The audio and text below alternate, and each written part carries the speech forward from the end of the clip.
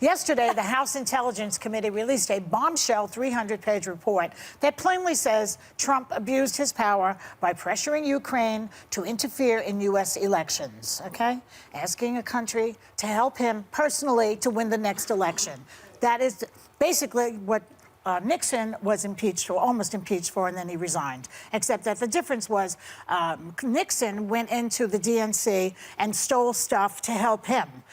American. This guy goes to a foreign country to ask them to help him. Okay, so right before the show, the House Judiciary Committee kicked off their hearings to determine if it's impeachable. Duh. And Chairman Jerry Nadler didn't mince words in his opening statement. Watch. President Trump welcomed foreign interference in the 2016 election. He demanded it for the 2020 election. In both cases, he got caught. And in both cases, he did everything in his power to prevent the American people from learning the truth about his conduct. The president has shown us his pattern of conduct. If we do not act to hold him in check now, President Trump will almost certainly try again to solicit interference in the election for his personal political gain. Okay, pretty damning, right? But Republican Senator Doug Collins said Democrats have a much different agenda. Take a look. The chairman has talked about impeachment since last year when he was elected chairman. They want to do it before the end of the year. Why? Because the chairman said it just a second ago. Because we're scared of the elections next year.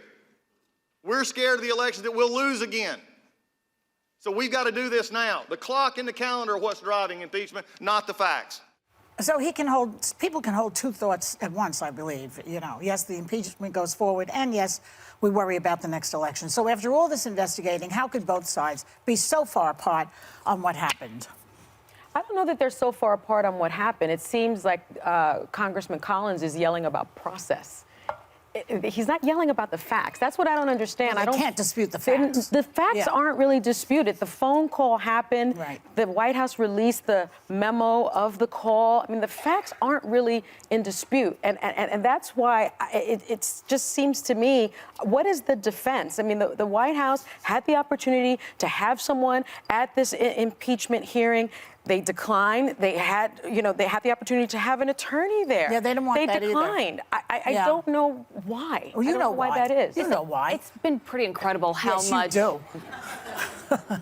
What, why they're in lockstep? I would never advise that. He won't go under oath. Imagine the lie have your detector lawyer machine there? will explode if Trump goes under oth. Yes, but why not have your lawyer there? The lawyer will have to lie for him also, and they don't want to do it. But your lawyer can question the other attorneys because there are constitutional law experts that are testifying as to whether or not the president, conducted himself in a manner unbecoming and whether or not there was impeachable conduct. What do you think about what Collins said? You guys. The one person I want, and we're not going to hear from, but I just want to hear from Giuliani. He has the goods. If there's anything that could sway Republicans, he's the person. We're not going to hear from him. Why? Why are we not going to hear from him?